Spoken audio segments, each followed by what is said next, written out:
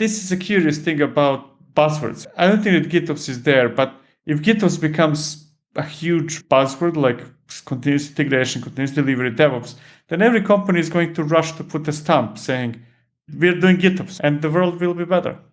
Slightly. This is DevOps Paradox, episode number 89, 2021, the year of the irrelevant. Welcome to DevOps Paradox. This is a podcast about random stuff in which we, Darren and Victor, pretend we know what we're talking about. Most of the time, we mask our ignorance by putting the word DevOps everywhere we can and mix it with random buzzwords like Kubernetes, serverless, CI/CD, team productivity, islands of happiness, and other fancy expressions that make us sound like we know what we're doing. Occasionally, we invite guests who do know something, but we do not do that often since they might make us look incompetent. The truth is out there, and there is no way we are going to find it. P.S. It's Darren reading this text and feeling embarrassed that Victor made me do it. Here are your hosts, Darren Pope and Victor Farson. Happy New Year! Happy holidays. Honeycut and I'm inventing words now, right? Is it really Happy New Year? We're still sitting at home. We're still wearing masks. Yes, it is a Happy New Year. Usually you're at home for New Year, or somebody's home for New Year anyway. I'm always home for New Year now. I used to not. Last week we talked about looking back on 2020. This week we're looking ahead into 2021. And one of the big things that we think is going to happen is Kubernetes is going to die and is no longer going to make any kind of difference in how we do our day-to-day jobs. That's it. Thank you very much for listening. That's partially true. There will still be people that have to deal with the ugly side of Kubernetes, but we're pushing in on there's going to be a layer on top of Kubernetes that changes the world. You almost certainly remember how much we were talking about and dealing with hypervisors back in days. And how at that time, if you would say, hey, nobody's gonna care about the hypervisor, why do I care about hypervisor? You would be called insane, probably. And today, nobody knows how virtual machines are created anymore. I mean, when I say nobody, there is somebody, but that person is somewhere working in Amazon, Google, Azure, somewhere. All we care about is, did I get the instance I was expecting with the specs I requested? I don't care if it came up under LXC. I don't care if it was provisioned through ESX. I don't care. Exactly. And I believe that the same future is in store for Kubernetes. I don't care that whether it's Kubernetes below, it almost certainly is, but I don't care. And what I care even less is, hey, is it Linkerd or Istio for service mesh? Are we using this storage or that storage? Which ingress controller is being used? I don't care. It just works. Those are such low-level implementation details that I don't care. Or at least majority of people would not care. I might care because that happens to be something I'm very, very focused on. And some other people as well. But for majority of people, hey, it just works. Let me take it one level deeper. I don't care if it's Docker or Containerd or fill in the blank. No, definitely don't care about that. The problem is, at least at this point in time, a lot of people may care because they have poorly written their applications. Yes. We had news maybe a few weeks ago about in Friday's stream on YouTube, how the default container engine in Azure is now Containerd. I dare people to install all their third-party tools that they're having in a newly created AKS with the default settings, meaning Containerd, and confirm that everything works.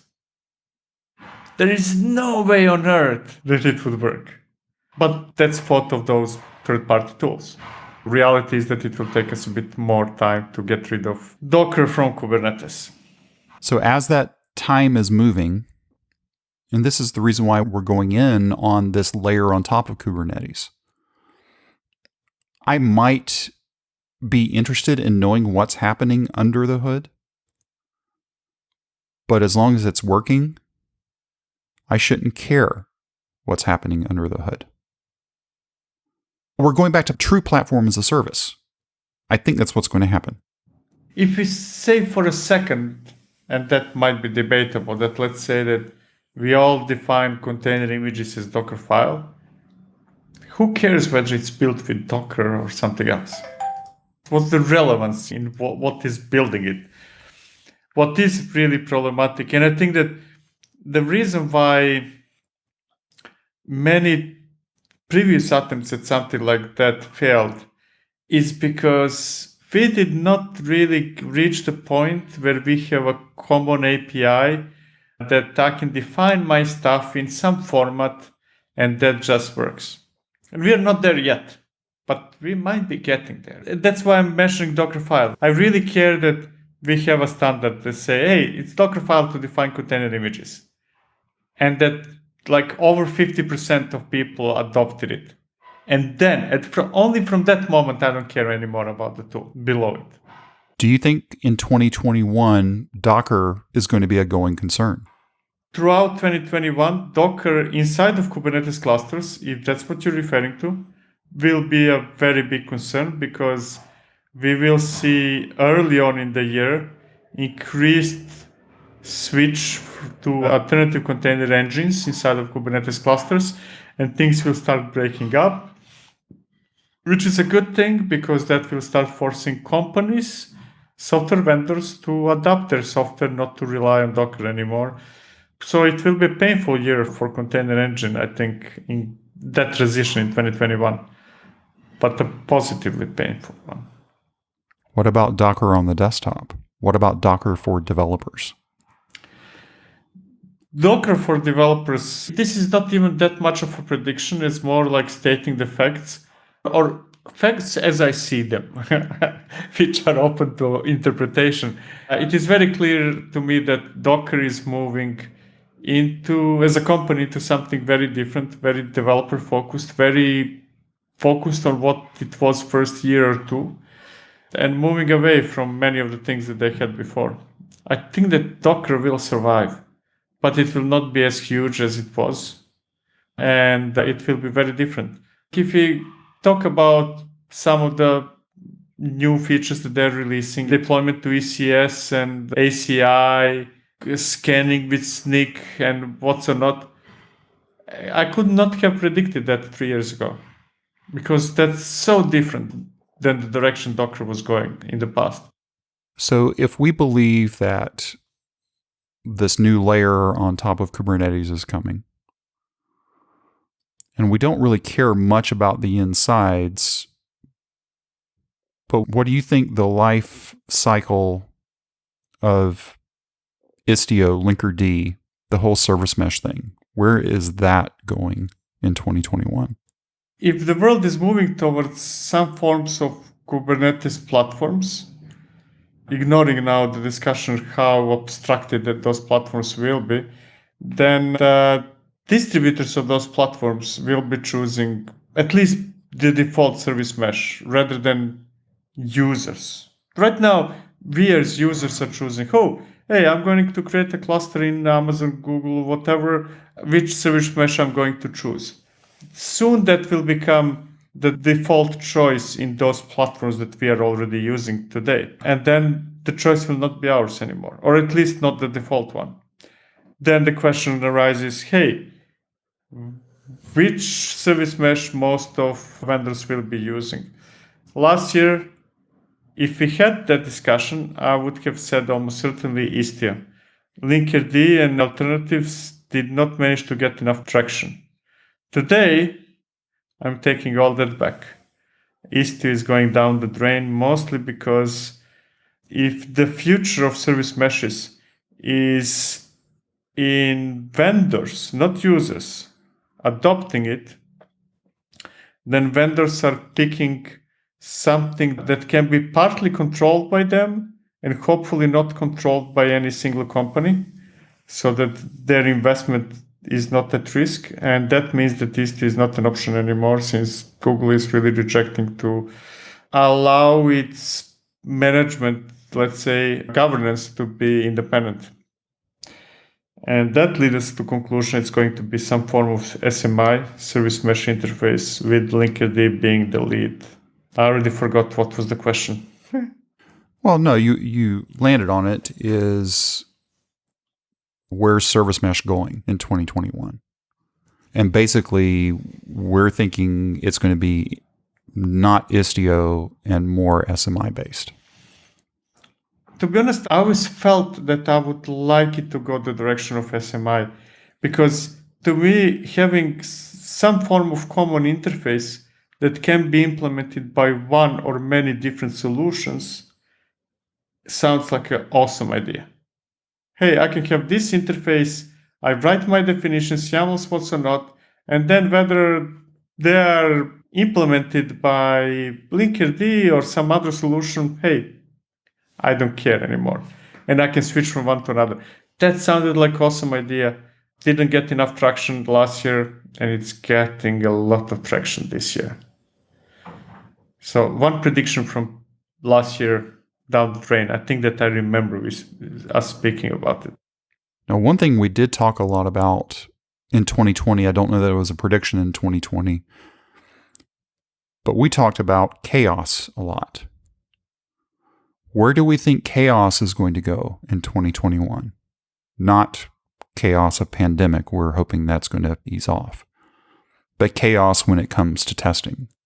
It's going to continue increasing, but not to the level that it will become that thing, huge thing. I think it's still early. Average companies need to get more comfortable in this new world, cloud native, Kubernetes containers, what's or not, for them to take seriously something like chaos engineering.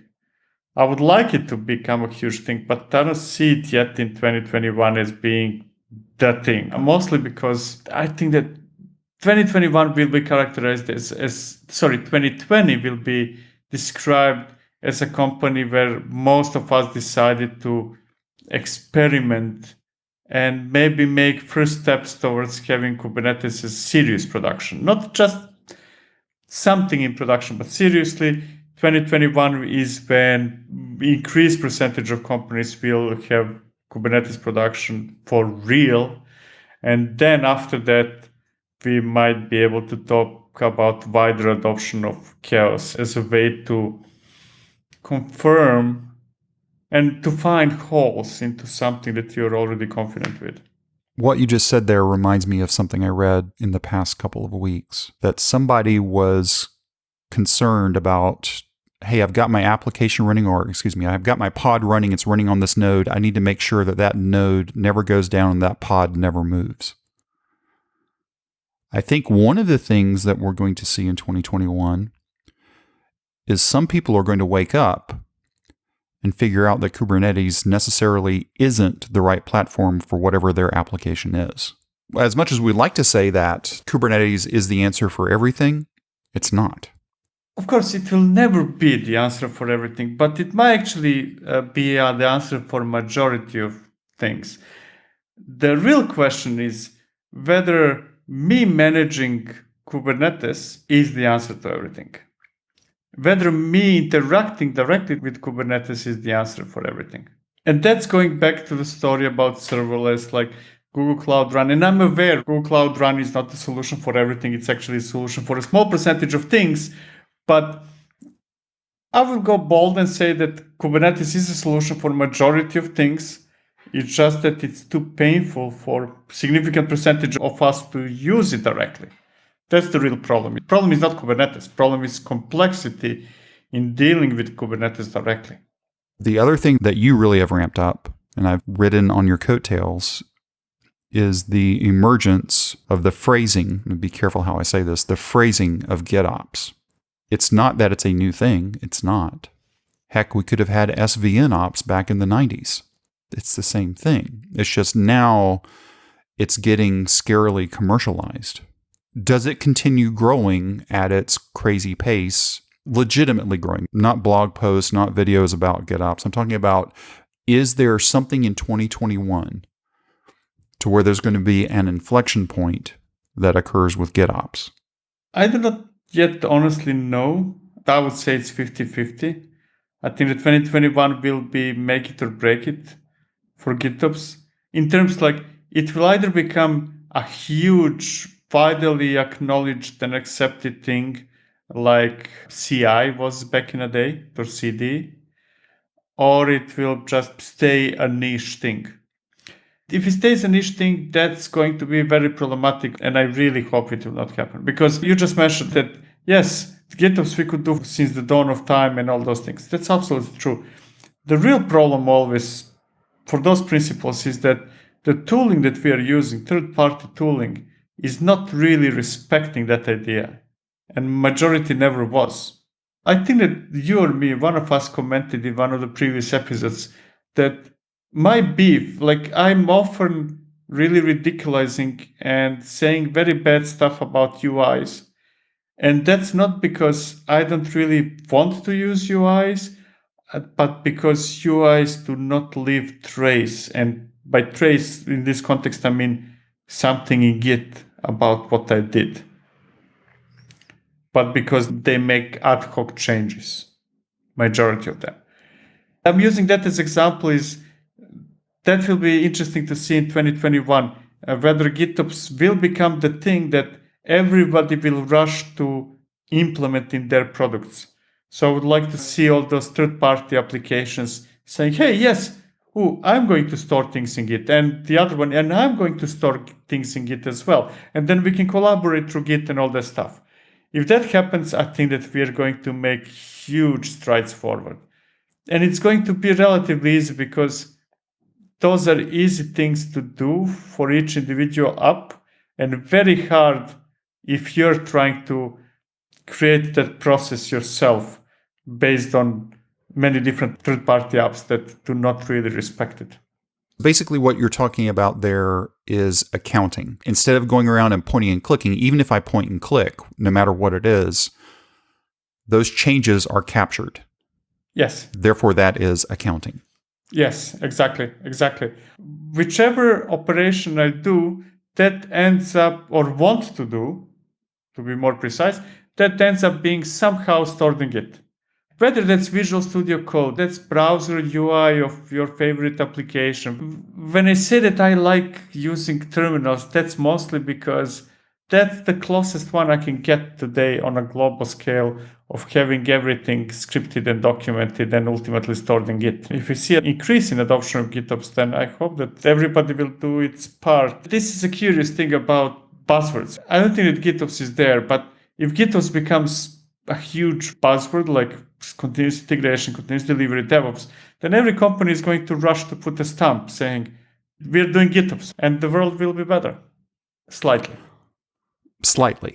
Because there is, I think, a big fallacy or hole inside of the GitOps model.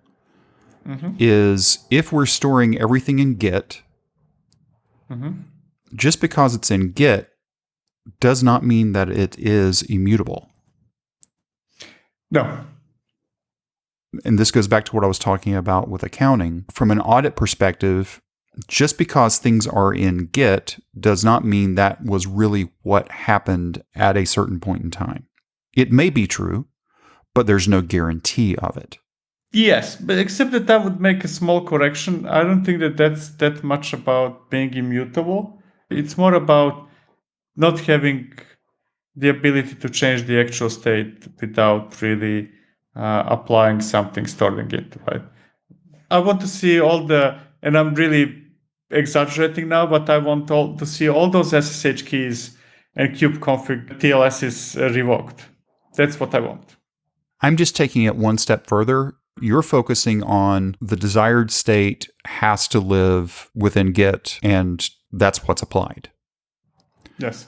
I'm taking it probably 5 steps further from an audit perspective.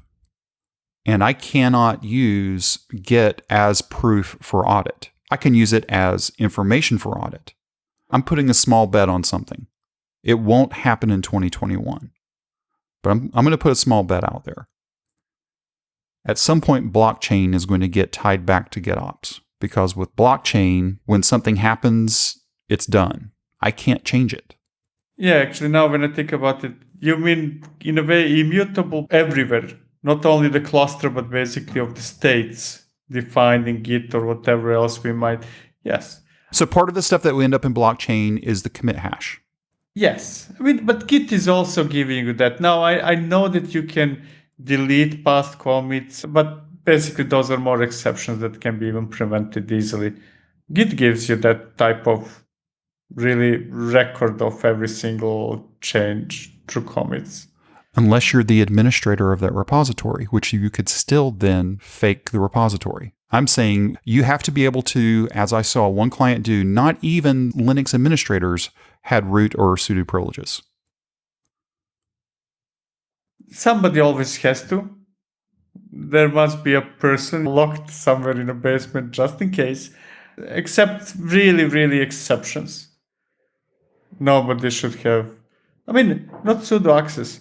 I think that, and this is now prediction probably not for 21, but further, it's simply no access to systems. It's pretty clear that might not be GitOps, and it's probably almost certainly not going to be GitOps, but we will be communicating with the machines, which we are doing right now through APIs, and telling machines what we want without really having access to internals of those machines. Which takes us back to the beginning. Kubernetes is dead. Long live the layer that lives on top of Kubernetes. Yes. Whatever that may be. Is it going to be Knative? That's a real question. Is it going to be Knative? My gut feel is no. Could it be based on Knative? Maybe. I honestly couldn't really predict. I mean, if I would have to choose among those that I know right now, I would have to say Knative because there aren't many, but that will be the thing. Here's my prediction. Those layers on top of Kubernetes that actually abstract, that's where we see money will be pouring in 2021. Guaranteed. That's the next thing. The obvious example to me would be something like, at least from a commercial perspective, Pivotal Cloud Foundry. Yes. Right now, they have been built on whatever their framework is. Well, now, and I have no inside knowledge of how that's working, but that's what I would expect, is PCF would now become a layer running on top of Kubernetes. Yes. I hope it won't be really Cloud Foundry that we've closed that story, but something like that. Conceptually, yes, something like that. Definitely. It may not be Knative, but the concepts of Knative are rolled into whatever that platform is. Yeah.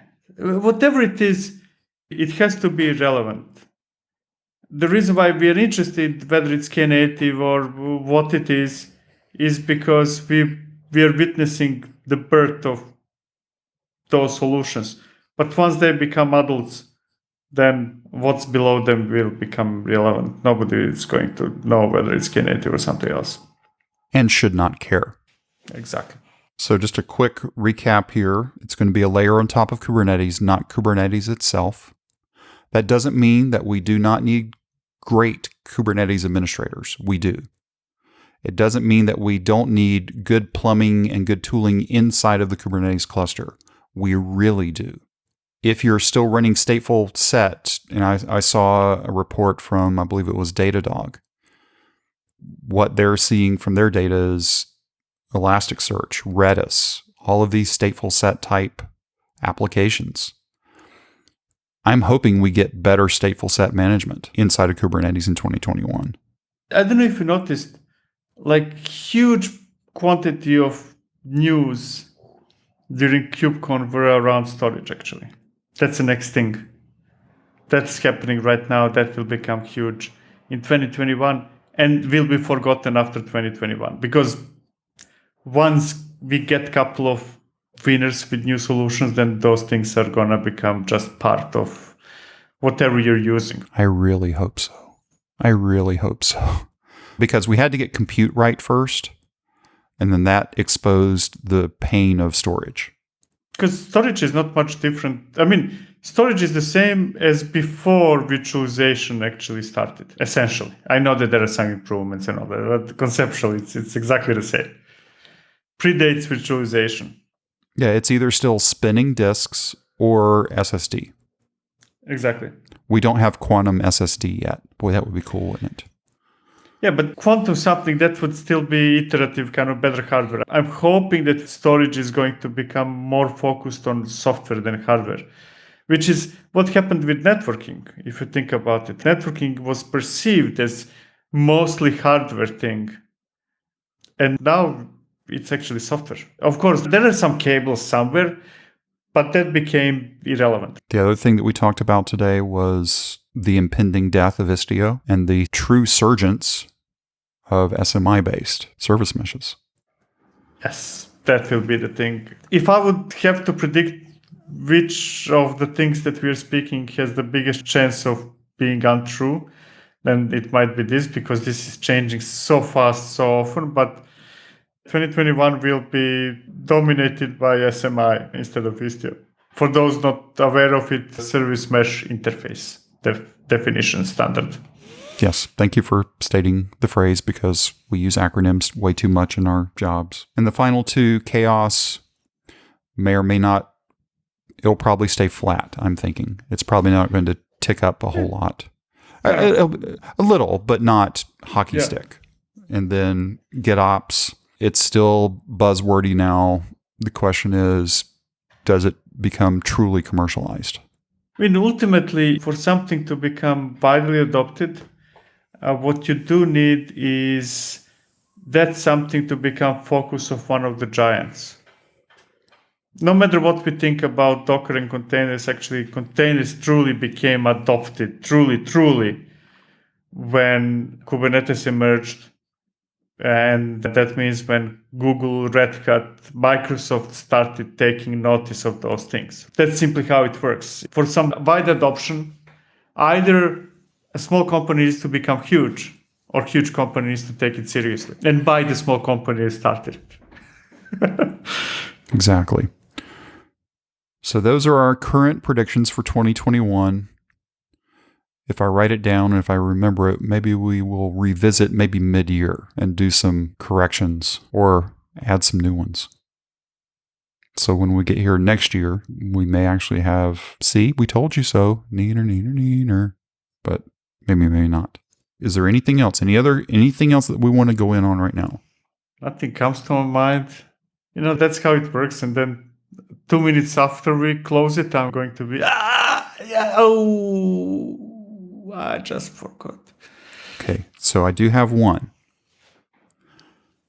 The toilet paper supply in the world, they'll get this logistics worked out on that. Do you still have problems with toilet paper? Still have problems with toilet paper. Really? Oh, yeah. Okay. So in 2021, the supply chain is going to figure out how to keep toilet paper on the shelves. I'm not going to go all in on that, but I'm going to make a large bet on that. Can you 3D print toilet papers? No. Why not? You can 3D print anything, I guess, but I would be spending more money and energy than... Basically, it just turns into use washcloths. It's probably too much information right there, but hey. I was about to say... I just had an analogy that I stopped myself from saying to save you from editing efforts later. Thank you very much. Okay, 2021. If you've got some that you want to throw in, go join up in the Slack workspace. Over in the podcast channel, go add in what you think 2021 is going to be. We hope this episode was helpful to you. If you want to discuss it or ask a question, please reach out to us. Our contact information and a link to the Slack workspace are at devopsparadox.com/contact. If you subscribe through Apple Podcast, be sure to leave us a review there. That helps other people discover this podcast. Go sign up right now at devopsparadox.com to receive an email whenever we drop the latest episode. Thank you for listening to DevOps Paradox.